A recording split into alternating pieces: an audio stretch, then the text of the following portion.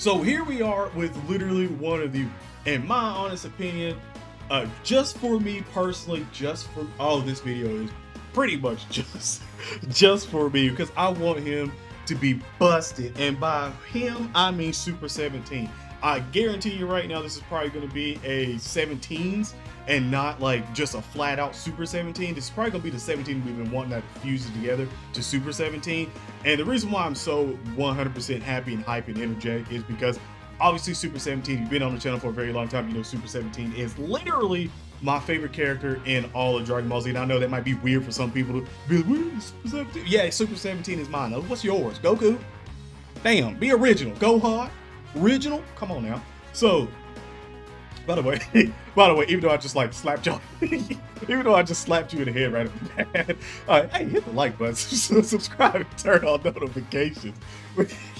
Yeah, but seriously, like, get back to this one, man. It's just like, even when we first seen this last night on stream after we were summoning for Bardock and stuff like that on Global, I was pretty much giving this man a full kit myself and talking about what he probably is going to be doing and how he's going to be built. And to be quite honest, Bandai, do not fuck up this card. You've had two shots already. Two shots. Please do not strike out. Please do not strike out. Make this card absolutely nasty, man. Like, I'm projecting if they do him right, he should be literally one of the best cards in the game, if best TUR in the game, 100% hands down. Especially probably having the, actually ain't no probably, definitely going to be having a standby and finish skill. So he should literally be the most nasty card of TURs currently going to be in the game. Oh, especially on JP Dokkan Battle, like for real, he should be wild. Because one, before I even get into his kit, we already know the standbys are absolutely just broken. Well, like, I mean, they're just freaking nasty.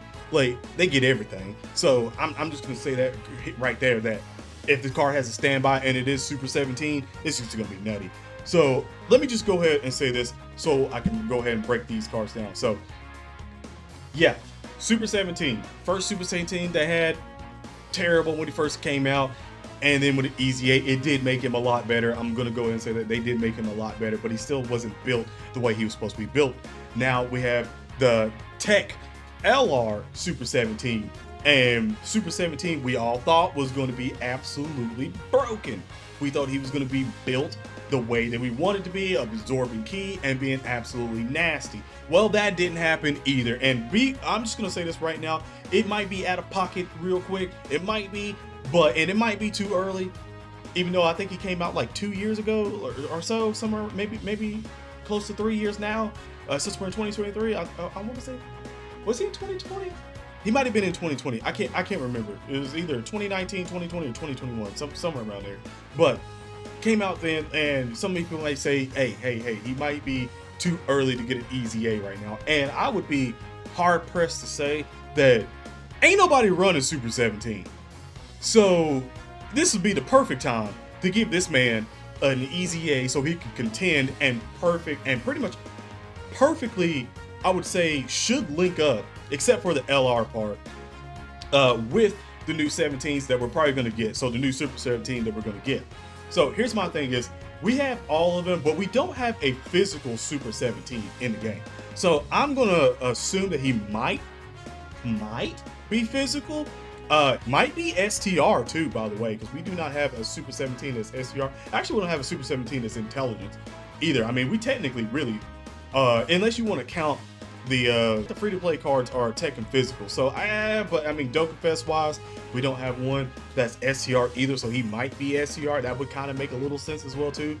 I mean, he was physical and STR, and maybe a little bit. I can see again tech and AGL, stuff like that. I mean, I can see every category that he could be in and stuff like that. But I mean, I could see him probably being more physical or STR. That's what I'm going to go with on this one. Yeah, maybe intelligence too, because he kind of was an intelligence fighter, because he did try to get everyone to just ki blast him a lot so he can absorb the ki. That's pretty much what he did with Goku. So absolutely nutty there. I could see him being intelligence STR now, and also physical. Either one of those, my money would probably be more on either physical or STR. But if it is intelligence, that'd be pretty cool. Not gonna be mad at that.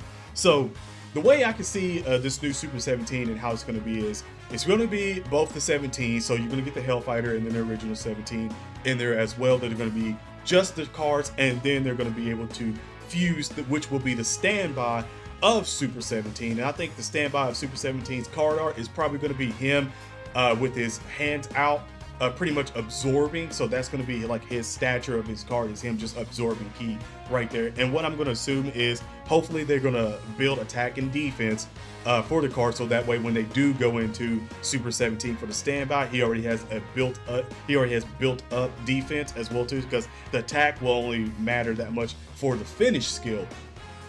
But I'm going to assume that since we've had just about every Super 17 have some kind of damage reduction built in, I'm going to assume he's going to have damage reduction as well. This is why I'm going to say he's going to be absolutely nutty, because if they can build up the attack and defense on the card and then also have him have damage reduction, and anything above, I would say 40 or 50% damage reduction with 17s building up attack and defense, and especially defense on this one, he could be absolutely nutty, like wild, and be able to tank a lot. And obviously the biggest one that you're going to hear me say is absorbing ki.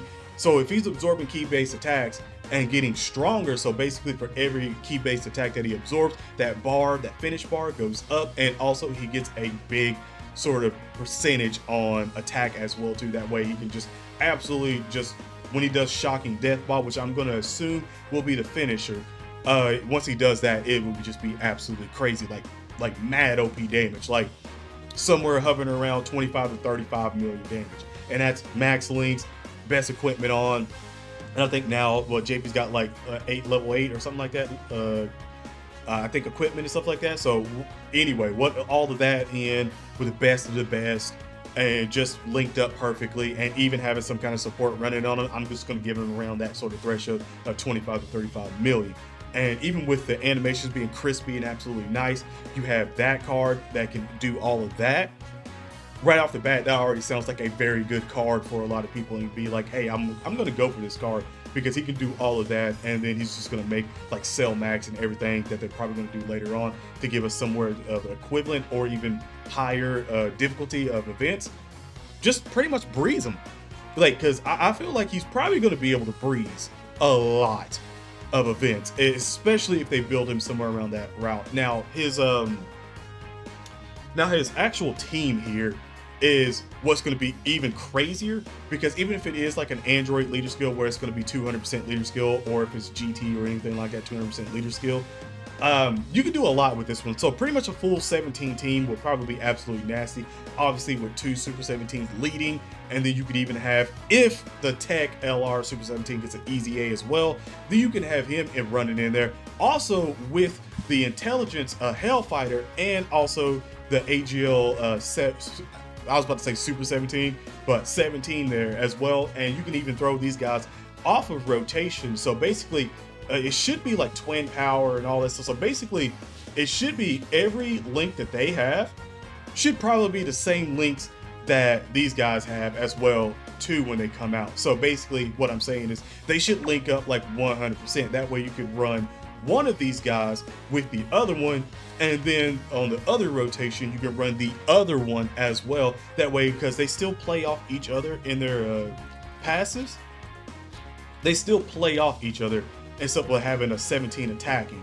So you could still have the name of the card be 17 and Hellfighter 17, and then they would still activate their passive so they can get that. So basically what I'm saying is you're gonna get absolutely nuttyless, and then having all allies ki +2 and attack and defense 25%, plus an additional attack 170% from him. That's what he gets. But all allies get 2 ki and attack and defense 25% as well. And then you have them on rotation. Like they'll be wild, especially linking up just perfectly. And then also when you go to the standby phase, stuff like that, then you can just link it up probably. Well, I don't know if you, since it transforms, you should be able to link it up with another Super 17 card. So you have the options of the Super 17 team being nutty, and I mean nutty. And good Lord, whenever this guy gets an easy A, 17 team would be monstrous. Oh my God, would be absolutely monstrous. I'm just saying that right now, 100%. They would just dominate. Like I feel like this team would literally dominate. Especially like I said, especially with getting all that key and attack and defense. I mean, literally, like if you even threw him off on rotation, and you had both of them on rotation, so both 17s, Hellfighter and the AGL one on rotation with the new Super 17, that's 4 key and 50% attack and defense. That's ridiculous. Like that's ridiculous. So I'm playing it with my strings right now of being high hopes that these guys actually do get absolutely nutty units, and like I said, it being a 25 35 million attack and defense, and hopefully we should see animations. I'm going to assume probably tomorrow or something like that, since I think the card's supposed to come out the 3rd, since we got the teasers usually 2 days. So we should see something either tonight, animations, or tomorrow, and that'll be a great one. I would not miss that one because I'm definitely going to react to those animations. Oh man, I'm going to react because I'm going to hope that they're nutty. Like, because this is probably, I hate to say this because I know a lot of people are going to be like, what? I can't believe it, but this is my opinion. It's how I feel. I'm more hyped for Super 17 than I am for the 8th year anniversary. And it's because Super 17 is my favorite character.